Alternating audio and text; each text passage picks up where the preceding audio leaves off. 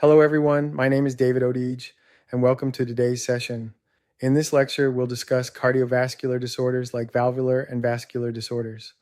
Valvular heart diseases involve dysfunction of one or more of the heart's valves, affecting blood flow. Common conditions include aortic stenosis and mitral regurgitation. Diagnosis often involves echocardiography, while treatment ranges from medication to surgical intervention. Understanding these diseases is crucial for managing cardiovascular health effectively. We are discussing the Chapter 40 valvular heart diseases of our book, Lewis's Medical Surgical Nursing, Assessment and Management of Clinical Problems. Valvular heart disease involves four valves: mitral, tricuspid, aortic, and pulmonic.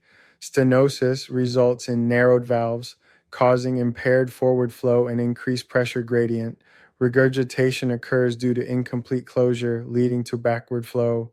Causes vary by age: congenital defects in youth, aortic stenosis, and mitral regurgitation in older adults, with other factors including endocarditis and autoimmune diseases. Mitral valve stenosis is primarily caused by rheumatic heart disease, leading to scarring and fusion of valve leaflets, creating a fish mouth appearance.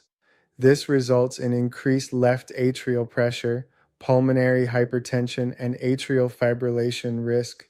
Symptoms include exertional dyspnea, loud S1, low-pitched diastolic murmur, hoarseness, hemoptysis, and fatigue.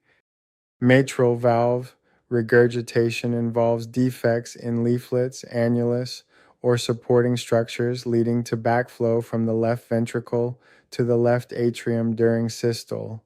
Acute cases cause pulmonary edema and cardiogenic shock, while chronic cases result in left atrial enlargement and decreased cardiac output. Treatment includes valve repair or replacement and guideline-directed medical therapy. Mitral valve prolapse, MVP, involves leaflets and papillary muscles buckling into the left atrium during systole, affecting 2 to 3% of the population. While often benign, complications like mitral regurgitation, infective endocarditis, sudden cardiac death, and heart failure can occur. Symptoms include palpitations, lightheadedness, and chest pain. Management includes beta blockers, lifestyle changes, and possibly surgery for severe cases. Patients should take all prescribed medication, for example, beta blockers, exactly as directed to help control palpitations and chest pain. Encourage healthy eating habits and advise them to avoid caffeine and stimulant-containing products such as certain diet pills or over-the-counter medications, since these can worsen symptoms. They should also begin or maintain a regular exercise program suited to their health condition. Finally, remind patients to contact their healthcare provider or emergency services immediately if they experience worsening symptoms such as palpitations, fatigue, shortness of breath, or anxiety.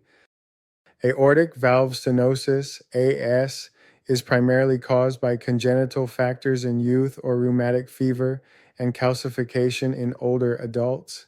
It leads to left ventricular outflow obstruction, causing hypertrophy and increased oxygen demand. Symptoms include angina, syncope, and exertional dyspnea, with a characteristic crescendo-decrescendo murmur. Nitroglycerin should be used cautiously as it may lower blood pressure and worsen chest pain. Aortic valve regurgitation involves acute and chronic forms. Acute aortic regurgitation, often due to trauma or infective endocarditis, is a life-threatening emergency. Chronic aortic regurgitation stems from conditions like rheumatic heart disease or connective tissue disorders. It leads to left ventricular dilation, decreased contractility, and potential right ventricular failure. Symptoms include severe dyspnea, hypotension, and characteristic heart sounds. Tricuspid valve regurgitation can be primary due to infective endocarditis or congenital malformation, or secondary, often linked to right ventricular dilation from pulmonary hypertension. Severe cases show jugular venous distension and hepatomegaly. Pulmonic valve regurgitation is often asymptomatic but may cause right ventricular dilation. Pulmonic stenosis, usually congenital, leads to right ventricular hypertrophy and symptoms like syncope and dyspnea. Diagnostic studies for valvular heart disease include history and physical exams to assess symptoms and murmurs. Echocardiograms evaluate valve structure and function. Transesophageal echocardiography and Doppler imaging provide detailed valve assessments. And three-dimensional echocardiography is useful for mitral valve and congenital defects. Chest x-rays assess heart size and valve calcification. Electrocardiograms monitor heart rhythm, while heart catheterization measures pressure gradients and valve areas. Conservative therapy for valvular heart disease aims to prevent heart failure exacerbations, pulmonary edema, thromboembolism, and recurrent rheumatic fever and infective endocarditis. Management includes vasodilators, positive inotropes, beta blockers, diuretics, and a low sodium diet. Atrial dysrhythmias are managed with calcium channel blockers, beta blockers, antidysrhythmics, or cardioversion. Anticoagulation is crucial for atrial fibrillation to prevent emboli. Percutaneous transluminal balloon valvuloplasty, PTBV, is a minimally invasive procedure used to treat stenotic mitral, tricuspid, pulmonic, and aortic valves. A balloon-tipped catheter is threaded via the femoral artery or vein and inflated to separate valve leaflets. While effective with few complications, it is not a permanent solution for stenosis. Valve replacement is essential for mitral, aortic, tricuspid, and pulmonic diseases. Mechanical valves are durable but require lifelong anticoagulation due to thromboembolism risk. Biologic valves made from bovine, porcine, or human tissue are less durable and prone to early calcification, but don't need long-term anticoagulation. Valve repair, preferred for mitral and tricuspid valves, offers lower operative mortality.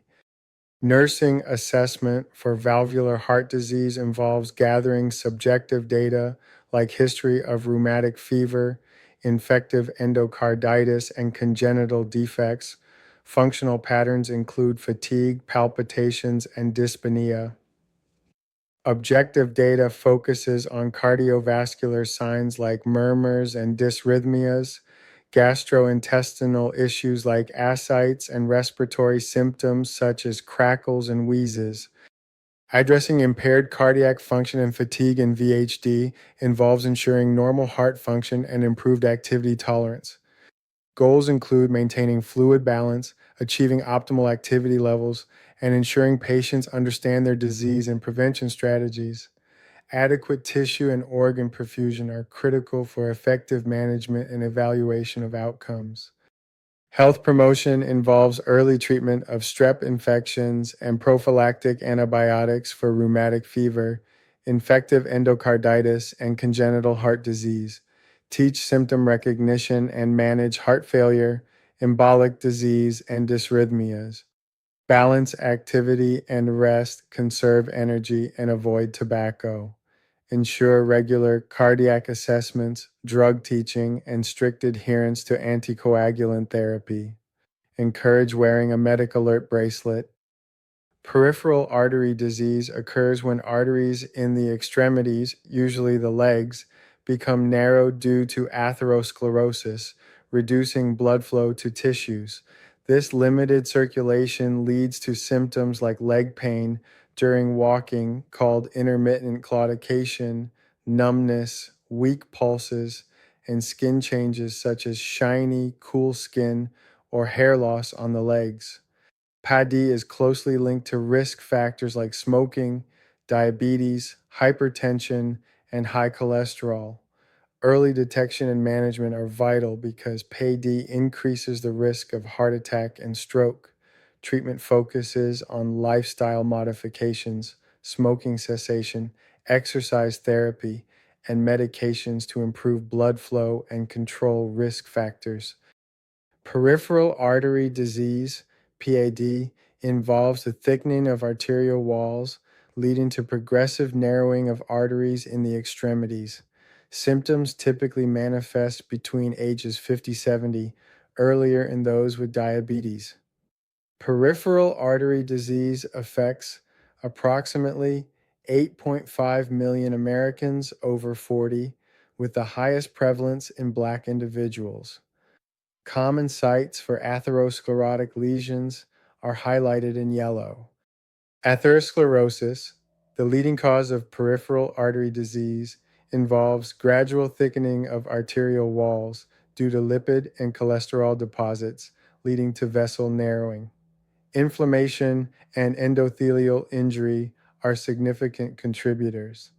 Symptoms typically manifest with 60-75% occlusion affecting coronary, carotid, and lower extremity arteries. Key risk factors include tobacco use, diabetes, hypertension, high cholesterol, and age over 60. Intermittent claudication presents as ischemic muscle pain during exercise relieved by rest. Buttocks or thigh pain indicates iliac artery disease, while calf pain suggests femoral or popliteal artery disease. Other symptoms include atypical leg pain, erectile dysfunction, paresthesia, and peripheral neuropathy. Skin changes involve thin, shiny skin, hair loss, and diminished pulses. Rest pain worsens with limb elevation, often at night. Peripheral artery disease can lead to prolonged ischemia, causing skin and muscle atrophy. Minor trauma may result in delayed healing, infection, or necrosis. Arterial ulcers on toes, feet, and lower legs are common. Non-healing ulcers and gangrene are severe complications, potentially necessitating amputation if blood flow isn't restored or infections are uncontrolled. Doppler ultrasound with duplex imaging maps blood flow, aiding in peripheral artery disease diagnosis. Segmental blood pressures with a drop greater than 30 millimeters of mercury indicate peripheral artery disease presence. Angiography and magnetic resonance. Angiography determine location and extent. The ankle brachial index, a key screening tool, may be falsely high in diabetes or elderly due to calcified arteries. Managing peripheral artery disease involves modifying cardiovascular risk factors, including tobacco cessation and regular exercise, achieving ideal body weight, and following the dietary approaches to stop hypertension are crucial. Control glucose and blood pressure tightly, treat hyperlipidemia, and use antiplatelet agents like aspirin. ACE inhibitors and silostazol or pentoxifylline help manage claudication symptoms, supported by nutrition and therapy. Surgical therapy for peripheral artery disease includes percutaneous transluminal balloon angioplasty with or without stenting and atherectomy. Cryoplasty and peripheral artery bypass surgery are options alongside patch graft angioplasty. Endarterectomy is rare, while thrombolytic or mechanical clot extraction is for acute ischemia. Amputation is considered when necessary. Peripheral artery disease, PAD assessment involves identifying key health factors like tobacco use, diabetes, and hypertension. Patients may report exercise intolerance, intermittent claudication, and rest pain. Objective findings include diminished pulses, cool feet, and prolonged capillary refill. Neurological signs involve impaired mobility, while skin changes include hair loss, pallor, and potential ulcers or gangrene. Nursing management includes addressing activity intolerance and impaired tissue integrity is crucial in peripheral artery disease management. Goals include ensuring adequate peripheral tissue perfusion, effective pain management, and increased exercise tolerance. Maintaining intact, healthy skin on extremities and enhancing patient knowledge of the disease and treatment plan are essential for successful outcomes. Health promotion involves controlling cardiovascular disease risk factors like smoking, blood pressure, glucose, and lipids, implement a low cholesterol, low salt diet, and ensure proper foot care, shoe. Post surgery, monitor extremities for color, temperature, and sensation changes, report sudden pain or numbness. Long term care includes antiplatelet therapy, supervised exercise, and protective footwear. Venous thrombosis is characterized by the formation of a thrombus or blood clot accompanied by vein inflammation. This condition can lead to significant complications if not managed properly, emphasizing the importance of understanding its etiology and risk factors. Virchow's triad explains venous thrombosis etiology, venous stasis, endothelial damage, and hypercoagulability.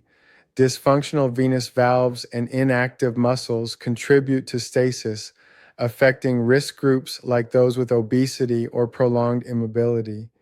Endothelial damage arises from direct injuries or conditions like diabetes. Hypercoagulability is heightened by factors such as tobacco use, estrogen therapy, and genetic predispositions, increasing venous thromboembolism risk. Now let's look at Virchow's triad, which explains how blood clots form in the veins. It involves three key factors: venous stasis, endothelial injury, and hypercoagulability. When blood flow slows down, as in immobility or surgery, it causes venous stasis. If the vein wall is damaged by trauma, IV lines, or inflammation, that's endothelial injury. And when the blood becomes thicker or clots more easily from conditions like cancer, dehydration, or hormone therapy, that's hypercoagulability. Together, these factors trigger clot formation, leading to venous thrombosis. If the clot breaks off and travels to the lungs, it can cause a pulmonary embolism, which is life-threatening. So remember, Virchow's triad: shock, stasis, injury, and hypercoagulability, the three main causes of clot formation. Superficial vein thrombosis presents with a firm cord-like vein, localized pain, and mild edema. Deep vein thrombosis manifests as unilateral leg edema, pain, and dilated veins. Symptoms may include systemic fever and paresthesias. Involvement of the inferior vena cava can cause bilateral leg edema, while superior vena cava involvement leads to edema in the arms, neck, and face. Diagnosis of venous thromboembolism involves a thorough history and physical exam to identify risk factors and clinical signs. Duplex Doppler ultrasound is the preferred non-invasive method for detecting clot location and size. Venography, though invasive, remains the gold standard. D-dimer tests help rule out venous thromboembolism, while computed tomography magnetic resonance imaging venography is used for pelvic or vena cava thrombosis. Coagulation studies assess hypercoagulable states. Nursing management involves vigilant assessment and monitoring of vital signs, limb size, and signs of pulmonary embolism. Implement anticoagulation therapy and encourage gradual ambulation with compression stockings. Elevate limbs, apply warm heat, and educate on medication safety. Promote mobility, discourage tobacco, and identify high-risk patients. Emphasize hydration, early ambulation, and recognizing venous thromboembolism and pulmonary embolism signs. Now let's talk about chronic venous insufficiency, or CVI, and venous leg ulcers. CVI happens when the veins in the legs don't return blood effectively to the heart due to damaged valves. This causes blood pooling, increased venous pressure, and fluid leakage into tissues. Over time, the skin becomes thick, brownish, and leathery, often with edema and itching. Poor circulation leads to venous leg ulcers, usually found above the medial malleolus. These ulcers are painful, slow to heal, and prone to infection. Nursing care focuses on compression therapy to improve venous return, leg elevation to reduce swelling, and moist wound care for healing. Point: good nutrition, infection prevention, and patient education on lifelong compression use are also key for management. Chronic venous insufficiency, CVI, arises from long-standing varicose veins or post-thrombotic syndrome, causing ambulatory venous hypertension. This leads to edema, hemosiderin deposition, and skin changes like leathery brown discoloration. Venous leg ulcers, often above the medial malleolus, are painful and risk infection if untreated. Complications include delayed healing, recurrent infections, and reduced quality of life. Nursing management includes compression therapy, which is crucial for healing venous ulcers using stockings, bandages, or intermittent pneumatic compression devices. Assess ankle brachial index. Avoid compression if ankle brachial index is a 0.4. Teach correct application. Stockings should be worn daily and replaced every 4 to 6 months. Avoid prolonged standing, elevate legs, and start walking post-healing. Maintain a moist wound environment with appropriate dressings, monitoring for infection signs. Ensure adequate nutrition with protein from meat, beans, and cheese, vitamins A and C from leafy greens and citrus, and zinc from seafood. Control blood glucose, especially in diabetes. Consider pentoxifylline with compression for healing. For non-healing ulcers, explore skin grafts or bioengineered substitutes. Moisturize daily and monitor for contact dermatitis from products. Thank you for your attention. If you have any questions, feel free to ask. We appreciate your engagement and hope this presentation has been informative.